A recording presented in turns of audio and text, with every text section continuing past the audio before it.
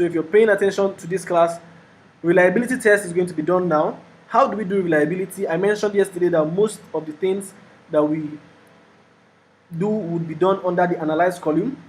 So you come to analyze here,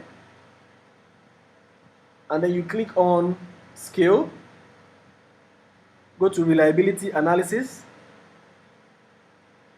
Once you click on reliability analysis, the thing about reliability is that it's trying to help us find out from section B to the end how they can perfectly measure what we want them to measure, basically the consistency and the internal consistency of the questionnaire. So we don't need the social demographic section. So we're not trying to measure if the social demographic section is working fine. Our questionnaire actually starts from section B, which has to do with the real questions that we're trying to measure. So we're not going to touch anything here. I'll just right click on this and display variable names so you know where we start from. Okay, so we look at B6. Remember I said we're starting from B section. A section has to do with social demographics. We don't need that. So you can do this one by one, but there's no point for that. I'll just click on Shift and my down arrow key. Then I'll select, keep on going down. I clicked on B6 and clicked on my down arrow key. So I'm selecting everything to D35. Okay. Then I'm going to click on these items. Once I click on that arrow, it moves it. I'll click it back, it moves it back here. Click it, it moves it to items. So we want it to be moved to items. Okay. Then we click on statistics. Now we will then click on item, scale of item deleted. We're trying to find out the means. What else do we need here? Okay, good. You can always experiment with this and then find out your output. As soon as your output comes out, if you don't like what it looks like, all you have to do is go back, perform the analysis again, and then your output will be exactly how you want it to be. Now we click on OK. Now from what is showing on my screen here, we can see that this is the reliability statistics here. It has shown us our Chromebox alpha. Our Chromebox alpha is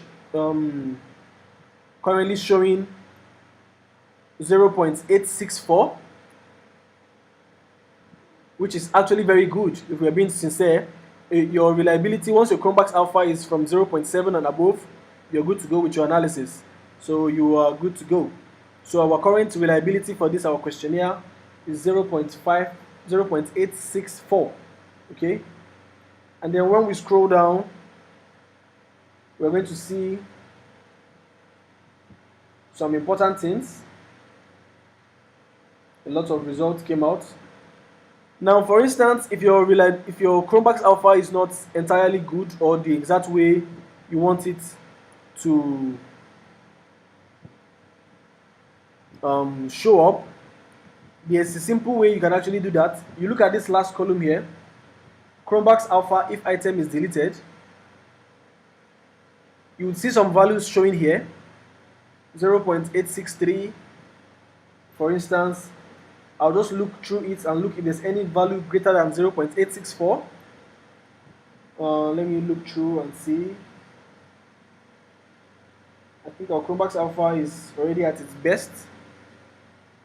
Do we have any value currently greater than 0.8? Okay, we have one. I've seen one. We have 0. I thought I saw 0. Yes, we have 0.880.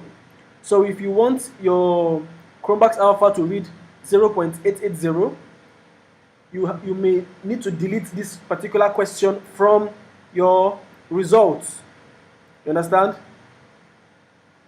Delete this question from your results. This question that says, I feel intimidated by statistical analysis and all of that. Because from this column here, what it reads is Chromebox alpha if item deleted. So if you delete that particular question, what would the Chromebox alpha read?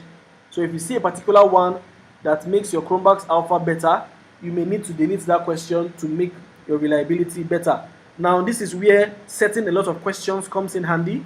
So when you're setting your questions for your questionnaire, it's good to have a lot of questions in cases like this, so that when you do your pilot